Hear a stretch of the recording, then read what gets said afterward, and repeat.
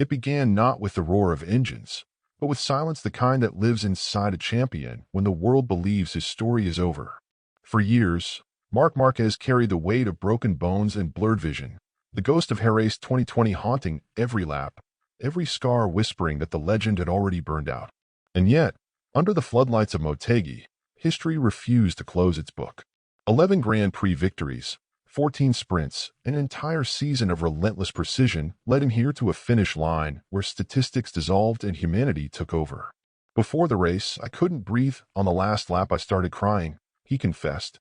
And in that moment, the fearless superhero became something greater, a man who had fought himself and finally allowed the world to see the tears behind the visor. The Ducati beneath him was more than machinery. It was the bridge from despair to rebirth, every vibration a reminder of the surgeries, the setbacks, the decisions that nearly broke him. Engineers had reshaped torque maps, reinforced subframes, and calibrated ride-height devices to protect a body that refused to surrender, but no device could soften the storm inside his chest. What the fans saw was a second place behind Bagnaia, but what history recorded was the resurrection of a career thought finished, sealed with trembling hands and wet eyes. The screen at Motegi replayed his life in images, the beginnings, the victories, the fractures, the comeback, and Marc whispered through tears, "I fought so hard, and now I'm back." It was not just a title. It was a circle closed, scars turned into scripture, survival transformed into poetry. And as the crowd roared, the truth rose above the numbers. Sometimes the most powerful victory is not the one written on the timesheets, but the one etched into the soul. And so, as the tears dried on the Motegi podium, the story did not begin with glory, but with a long descent into darkness that nearly erased Marc Márquez from MotoGP forever. Marc Márquez's ninth title was more than a number. It was a resurrection from the underworld of pain where champions rarely return, and it began with the silence of a hospital corridor where even the smell of antiseptic seemed heavier than air. He remembered Jerez 2020 like a ghost replayed in slow motion, the violent jolt of the high side, the arms shattered like porcelain, and the surreal decision to mount the bike again only days later, chasing peace in the midst of chaos. The hardest battle was with myself, one Marc telling me to stop, the other telling me to keep going, he later admitted, and that paradox became the defining rhythm of his lost years. For surgeries carved new stories into his bones, and each time the metal plates inside his humerus whispered like unwanted passengers clinging to his speed.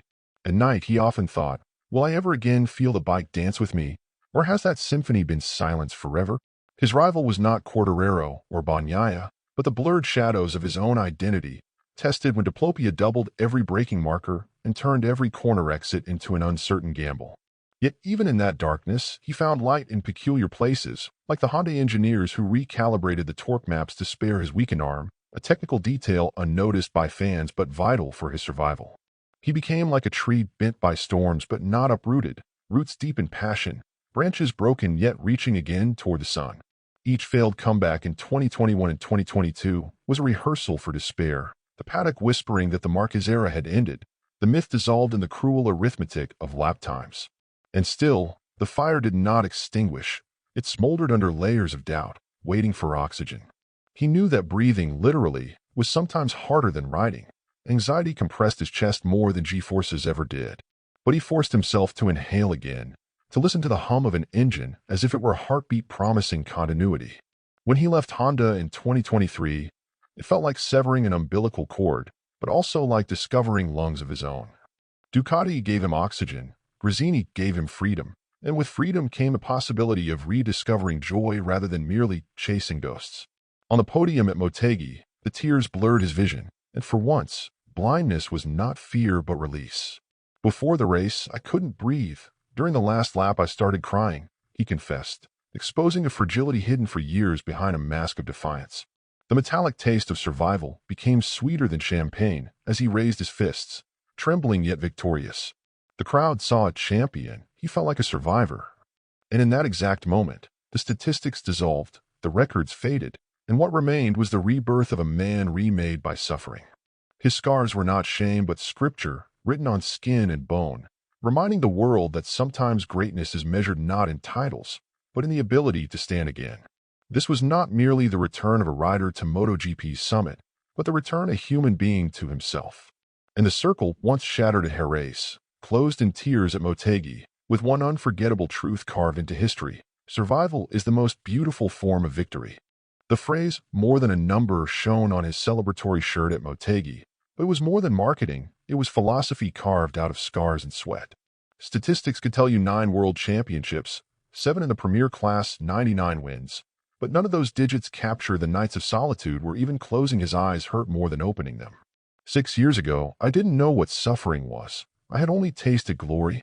Today, I couldn't control my emotions. We are human, Márquez said, and those words were not rehearsed but torn directly from the marrow of his story. Numbers are cold. Pain is warm, pulsating, unignorable. And for the first time, the paddock saw a man who no longer measured his worth in trophies but in the courage to continue. In private moments, he admitted to himself, if all this ends tomorrow, at least I'll know I was more than statistics. I was persistence made flesh. A little-known detail emerged from the Ducati garage that night. His crew had deliberately adjusted the anti-spin electronics mid-season not for speed, but to ease the load on his recovering muscles, trading milliseconds for longevity, an invisible choice that defined the man behind the number. Watching the giant screen replay of his entire life beginnings in Cervera, reckless adolescent victories, the devastating fracture at Jerez, the cautious return was like hearing an orchestra perform his biography in notes of triumph and despair. Numbers could not describe the way the asphalt smelled at twilight in Motegi, when history pressed against his chest like a stone and then suddenly lifted. He had been compared endlessly to Rossi, Halewood, and Agostini, but this victory was not about names on a list. It was about turning years of broken nights into a dawn. Like a cracked bell that still rings truer than a flawless one, Márquez proved that imperfection could be louder than dominance. The metaphor of his life was simple. Resilience is not arithmetic. It is melody. And that melody resounded in Motegi's air as he held up 9 fingers, trembling, knowing the world saw digits while he felt heartbeat. The press applauded the achievement. His family wept at the meaning. Even Yamaha engineers whispered respect in the paddock, aware of what it takes to ride not only against rivals, but against the erosion of one's own body. Quartararo, himself a world champion, later said in private, that wasn't just Marc winning, that was Marc surviving, an acknowledgement that transcended competition. The drama of the 9th crown was not the inevitability of greatness, but the fragility beneath it. To see him cry on the podium was to see the truth that sometimes the strongest engines hide the most delicate pistons. The audience understood then that MotoGP is not merely about the fastest lap, but about the deepest human endurance. And when the lights dimmed on Motegi's stage, only one idea remained suspended in the night air, luminous and undeniable. Some victories are too alive to be reduced to numbers. At Motegi, the celebration unfolded like theater under floodlights, with a giant screen projecting the entire arc of Marc Márquez's story, childhood beginnings, youthful triumphs, the bone-shattering crash at Jerez, the surgeries that carved steel into flesh, and finally the rebirth that seemed impossible. The images played like a film scored by the collective heartbeat of thousands in the grandstands, each roar synchronizing with a chapter of his life. Overcome, Marc admitted through tears, "I fought so hard, and now I'm back." For a man once defined by lap records, the true victory was to see his own suffering transformed into narrative, a biography in pixels towering over Motegi's sky. The celebratory shirt, more than a number, was not a slogan but a confession, a reminder that identity survives even when statistics fade. In that moment, he whispered to himself, "Every scar has a voice, and tonight the world is finally listening." The paddock stood still, and even rivals like Jack Miller, nursing his own frustrations with Yamaha's lack of corner speed in 2025, nodded quietly, knowing the screen spoke a universal language of survival. A little-known technical detail added texture to the moment. The timing system at Motegi briefly misread the split sector due to smoke interference from Bagnaia's Ducati earlier in the race, a quirk that seemed almost symbolic of Márquez's blurred journey between collapse and triumph. The metaphor of the night was luminous. His life was a constellation, each star a scar, now aligned into a figure greater than its fragments. Children in the stands waved homemade banners, their innocence amplifying the power of a story that began long before they were born. Journalists scribbled furiously, aware that what they witnessed was not just another podium but a piece of cultural memory in the making. The Ducati engineers smiled with pride, knowing their machinery was the brush but Marc's resilience was the painter. Tears reflected the giant screen's glow, a mirror between the man and his myth. Even MotoGP veterans, hardened by decades of speed and tragedy, admitted that such staging blurred the line between sport and cinema. Fabio Quartararo, battling Yamaha's inertia this season, reportedly murmured to a teammate, "That's not just Marc up there, that's every rider who's ever doubted himself." It was an acknowledgement that the screen spoke beyond one man, to the entire fraternity of risk and endurance. For Márquez, the real climax was private.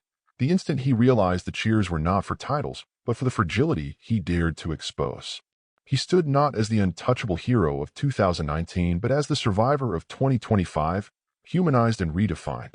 The screen dimmed, the applause swelled, and the night sealed itself in memory. And when silence finally returned to Motegi, one truth echoed above all. Sometimes a story projected larger than life is the only mirror big enough to reflect a champion's soul. Between 2020 and 2023, Marc Márquez walked through a labyrinth of pain where every corridor seemed to end in another locked door, and those years turned the longest title drought of the MotoGP era into a test of both flesh and will. His arm, shattered at Jerez, became a battlefield of surgeon screws and plates, for operations leaving metal embedded like secret passengers beneath his skin, creaking every time the bike demanded more than his body could give.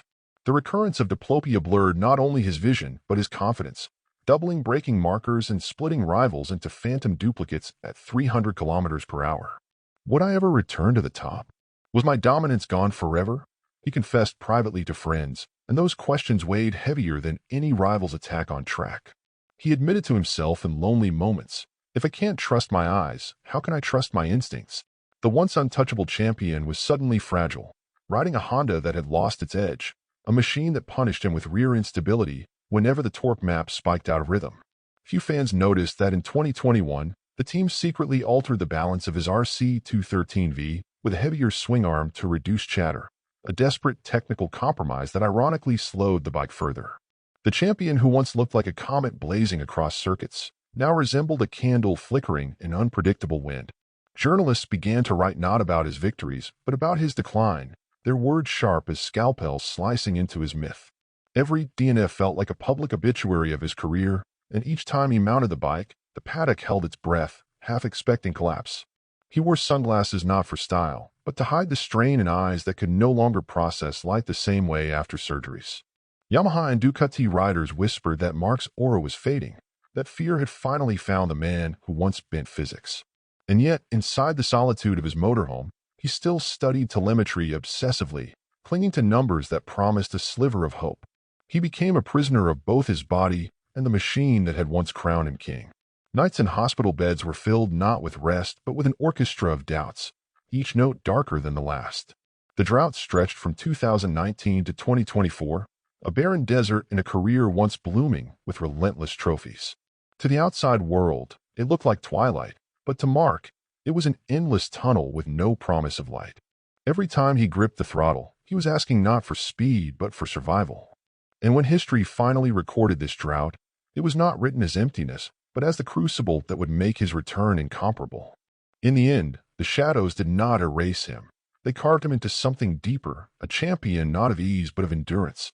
Everything shifted in 2023 when Marc Márquez closed the Honda chapter that had defined him, the team that sculpted his legend but had also chained him to a declining machine, and he stepped into the unknown with Gresini, Ducati, trading security for freedom.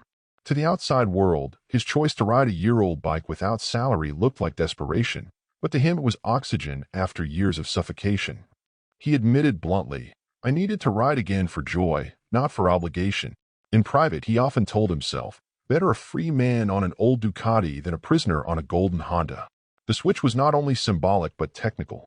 The Ducati Desmacetici GP23, though outdated, offered stability in mid-corner and braking confidence Honda had lost, allowing Marc to adapt with surgical precision. A little-known detail emerged. Gresini mechanics adjusted the ride height device differently for him, lowering it less than other riders to protect his healing arm from excessive strain, a small technical kindness invisible to fans.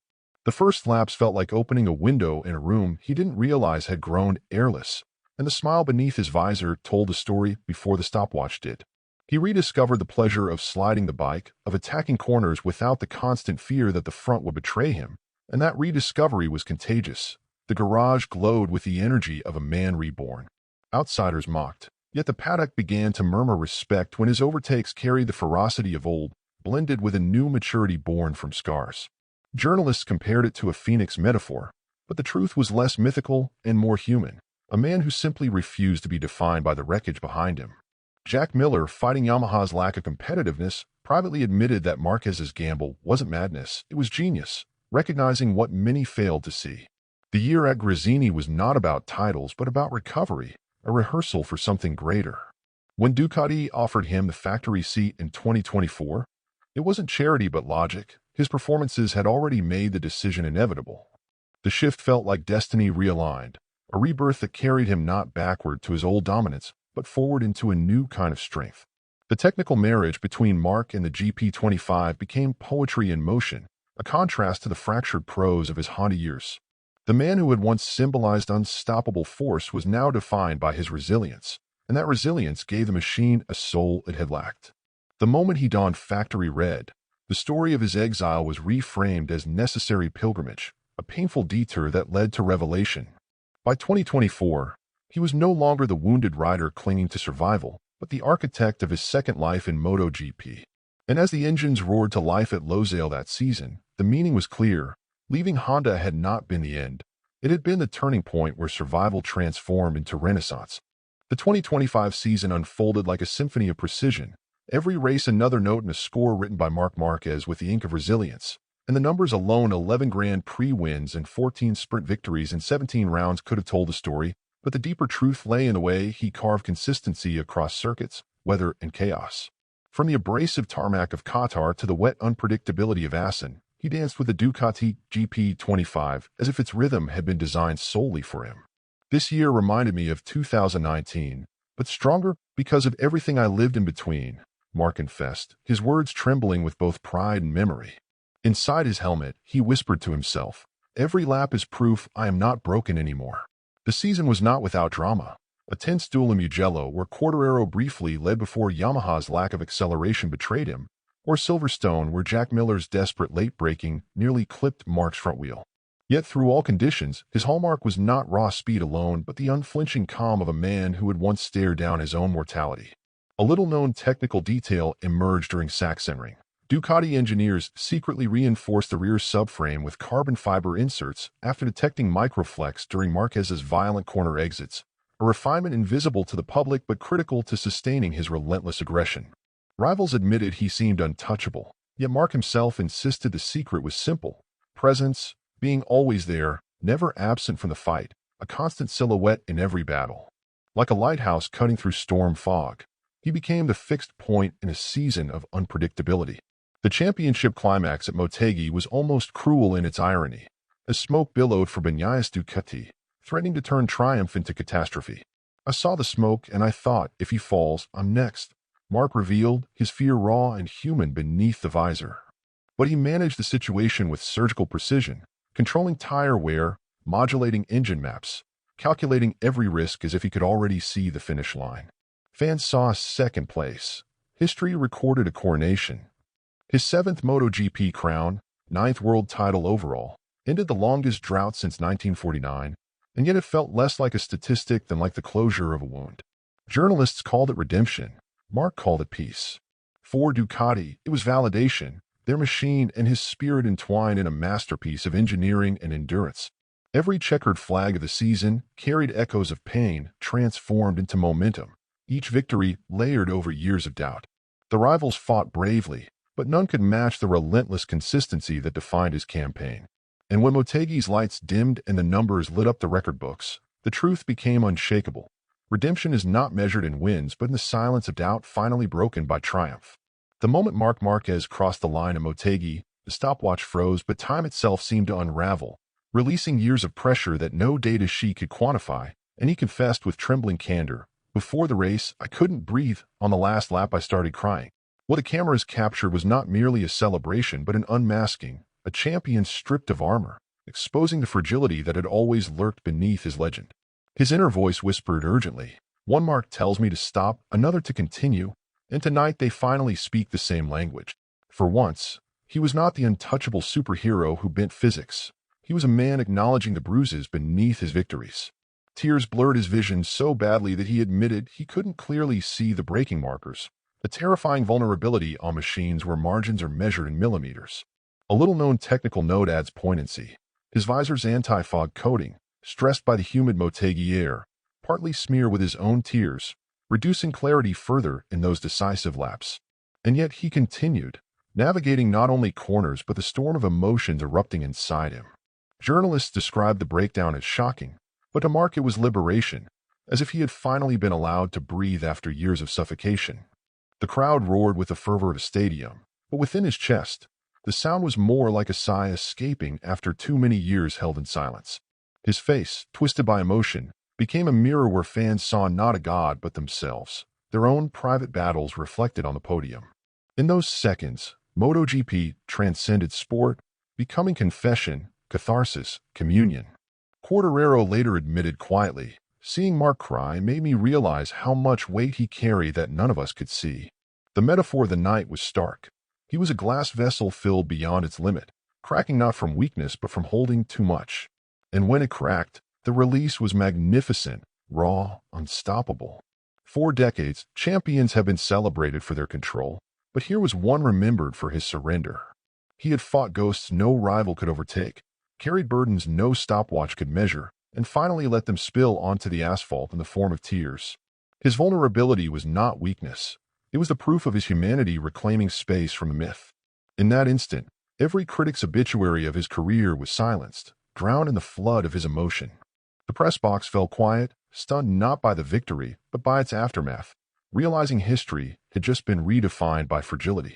And as he raised his head to the sky, eyes swollen, chest heaving, a single truth reverberated across Motegi's night. Sometimes the loudest roar in sport is the sound of a man finally allowing himself to cry. 9 world titles now place Marc Márquez in rarefied air, standing level with Rossi, Halewood, and Ubiali, surpassed only by Agostini and Nieto. And yet this milestone felt less like mathematics than destiny's hand arranging its pieces. To hold both the record as the youngest MotoGP champion and now as the oldest of the modern era is to embody not only prodigious talent but astonishing endurance, proof that greatness can stretch across decades without dissolving. "A circle came full circle in Japan," he said, and the phrase echoed through Motegi like a bell announcing closure and rebirth in one strike. Inside his own head, he whispered, "The boy who won here in 2019 has finally met the man who returned in 2025. The symbolism was haunting. Japan, the land where he had last celebrated before the desert of injuries, the same land where he chose to leave Honda, now became the altar of his redemption. History itself seemed to nod at the poetry, as if fate had reserved this stage for his resurrection. A little-known detail enriches the moment. The very podium structure at Motegi still bears a hairline crack from the 2019 ceremony, unnoticed by most, and Marc's return to that same platform felt like standing on time's scar. Journalists framed the victory as statistical equivalents to Rossi, but those who saw his tears understood the difference between numbers and narrative. He had outlived eras, bridged generations, and turned what could have been a tragic ending into a saga of survival. His legend is no longer confined to records but to resilience, a legacy that cannot be erased by future champions because it belongs not to digits but to humanity. Quartararo, defeated but reverent, admitted, "He reminds us that time bends for those who dare to endure. Like a river that disappears underground only to surface stronger, Márquez's career has flowed through both darkness and light, gathering weight rather than losing force." Fans in the stands sensed the gravity of the moment, some raising signs from his rookie years, others weeping as if watching a family member return from exile. The Ducati garage erupted in joy, but Honda mechanics watching from afar felt the sting of a bittersweet farewell turned triumph. Every title is a line in the annals of MotoGP, but this one carved itself deeper, engraving emotion alongside achievement. The circle of his career had not only closed but expanded, encompassing suffering, doubt, and rebirth into a wider legacy. This was not a crown of dominance, but a crown of survival, forged in years where others would have surrendered. And as the lights dimmed on Motegi's sacred asphalt, the message was undeniable. Marc Márquez had turned his legacy into a circle that even time itself could not break. The ink of history had barely dried on his 9th crown when questions began to swirl about the future, because in MotoGP nothing rests, not even legends, and Marc Márquez knew the road ahead was still alive with possibility. His Ducati contract runs until 2026, and already the horizon glows with the prospect of a 100th Grand Prix victory, a milestone that would cement him not just in statistics but in mythology. "It doesn't mean my ambition has changed," he declared firmly, the words sharp like steel striking against stone. Inside, he told himself, "I cannot allow myself to settle. The rider who stops dreaming is the rider who dies on track." The paddock, restless with speculation, whispered of new rivalries. Bagnaia seeking revenge, Quartararo desperate for Yamaha's resurgence, Miller pushing against the tide of fading machinery, and yet all eyes inevitably turned to the number 93, still radiating hunger. A little-known technical shift is already underway. Ducati engineers are developing a revised front ride height device tailored specifically to Marc's feedback, aiming to give him extra stability at corner entry, proof that even after a title the factory bends itself around his instincts. The metaphor of this stage of his career is a volcano, appearing dormant after eruption but hiding under its surface a pressure building toward another inevitable explosion. Journalists debate whether his body can withstand more seasons, whether the scars will eventually weigh heavier than the will, but Marc silences those doubts every time he swings a leg over the GP25. Fans crave to see whether he will surpass his own record of 13 wins in a season, and already he flirts with it, balancing risk with artistry. The season is not over, and with each race he hovers at the edge of milestones, treating history like a track to be conquered one corner at a time. The younger generation, riders who once idolized him, now line up against him, and that tension fuels the narrative of what remains. He knows time is undefeated, but he also knows time bends for those who defy it long enough. Each practice lap carries the weight of his legacy, but also the promise of unfinished business. He speaks often now of balance, of peace, but his eyes betray the fire that statistics cannot extinguish. Ducati believes they have found not only a champion but a force of continuity, someone who can shape the future of the brand as much as the past of the sport. Rivals brace themselves, engineers sharpen their pencils, and fans tighten their expectations around what may yet come. And so the ninth crown is not an epilogue but a prologue, the opening line of a chapter still unwritten. What comes next is not simply racing, but the continuation of a saga where ambition refuses to yield. And when the engines roar again, one certainty will define the next act. Marc Márquez has closed a circle, only to draw a larger one.